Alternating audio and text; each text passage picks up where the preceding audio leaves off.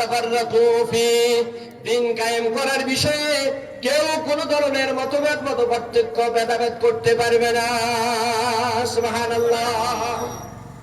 তাহলে আল্লাহ পাক বললেন, আমি তোমাদের জন্য দ্বীন ইসলাম নির্ধারণ করেছি। আমি নূহ আলাইহিস সালাতু ওয়াস সালামকে ওয়াদা দিয়েছি দ্বীন ইসলামকে কায়েম করার জন্য। আপনি নবীকেও আমি ওয়াদা দিয়েছি দ্বীন ইসলাম কায়েম করার জন্য।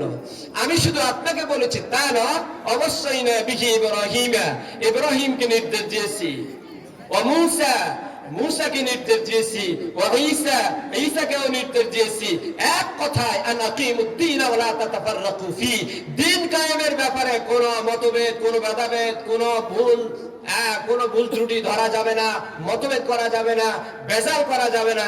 সবাই এক প্ল্যাটফর্মে এসে দ্বীন কায়েমের জন্য প্রাণান্তকর প্রচেষ্টা করতে হবে। এই অর্ডার কার? আল্লাহ। এই অর্ডার কে দিয়েছে? কোথায় দিয়েছে? কোন সূরা? সূরাতুশ শুরা। শুরা মানে পার্লামেন্ট। শুরা মানে কি?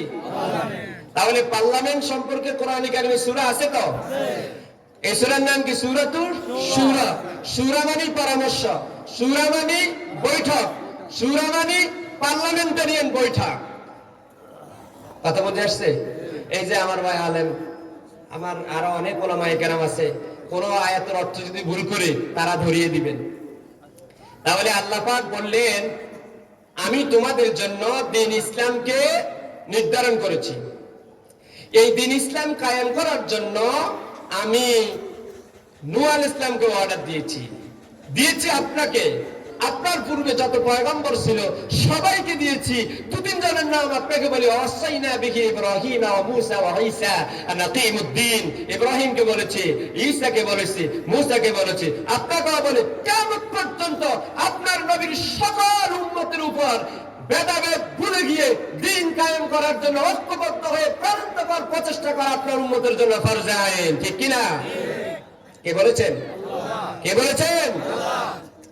কোরআন শরীফের আয়াত দিয়ে আল্লাহ পাক অর্ডার দিয়েছেন, এটা হলো দলিল কাতঈ, মানে এর উপর আর কোনো দলিল নেই। কোরআন শরীফের আয়াত এটা হলো সবচাইতে বড় দলিল। দলিল দুই প্রকার, এক প্রকার দলিল হলো দলিল জন্নী, আরেক প্রকার দলিল হলো দলিল কাতঈ। দলিল জন্নী এটা হলো দুর্বল দলিল, ওর চাইতে যদি আরেকটি শক্তিশালী হাদিস শরীফ বা শক্তিশালী আয়াত এসে যায় তাহলে ওই দলিল জন্নী বাদ।